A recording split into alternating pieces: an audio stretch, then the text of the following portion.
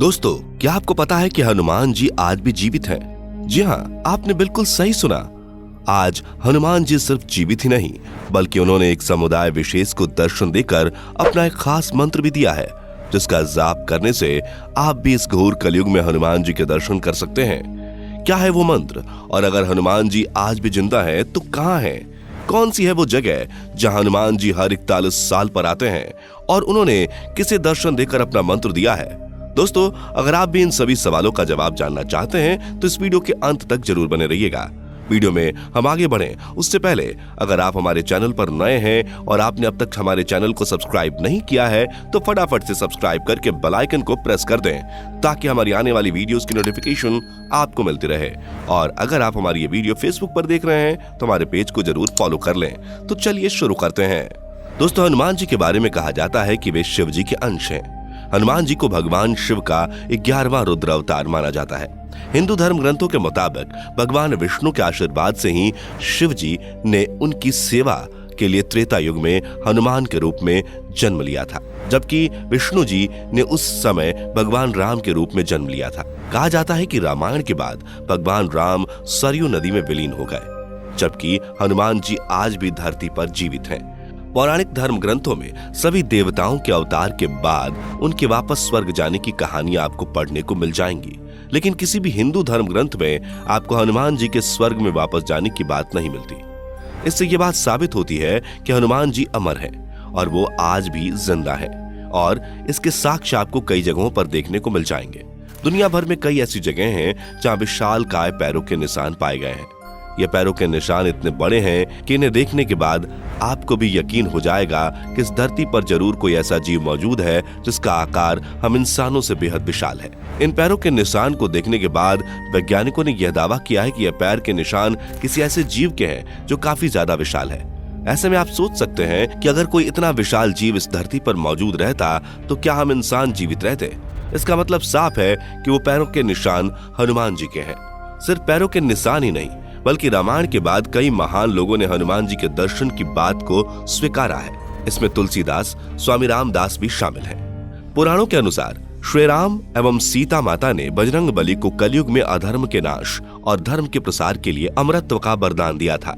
इसी कारण धरती पर कुछ प्रमुख स्थानों को हनुमान का निवास स्थान माना जाता है। इन्हीं विशेष जगहों में से एक है गंधमादन पर्वत, जो हिमालय के कैलाश पर्वत के उत्तर दिशा में स्थित है। वर्तमान में यह पर्वत तिब्बत के क्षेत्र में आता है।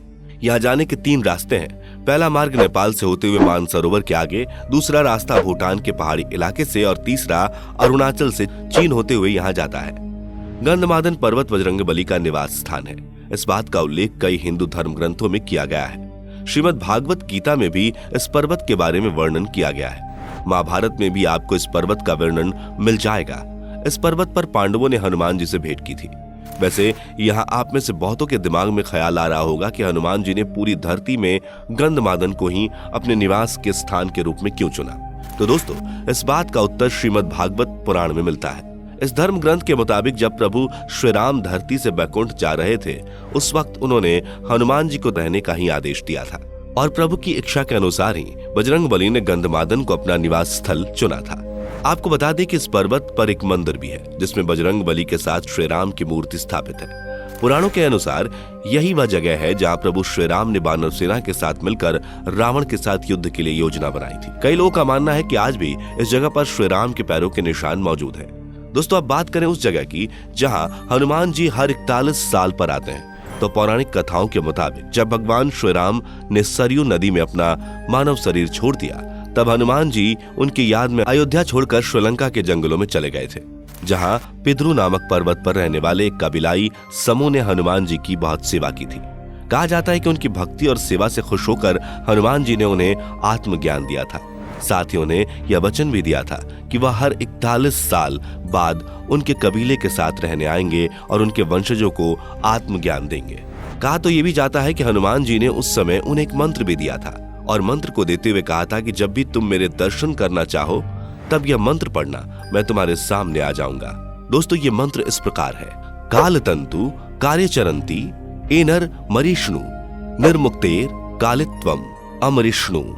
इस मंत्र को पाने के बाद कबीले के लोगों ने हनुमान जी से पूछा कि अगर यह मंत्र कभी गलती से किसी और के हाथ लग गया और वह इसका गलत इस्तेमाल करने लग गया तो क्या होगा। इस पर हनुमान जी ने उनसे कहा था कि यह मंत्र सिर्फ उस इंसान पर ही काम करेगा जिसको अपनी आत्मा का मुझसे जुड़े होने का एहसास होगा। जहां भी यह मंत्र पढ़ा जाएगा वहां से 980 मीटर तक ऐसा कोई भी इंसान नहीं होना चाहिए जो मुझसे सच्चा विश्वास न रखता हो।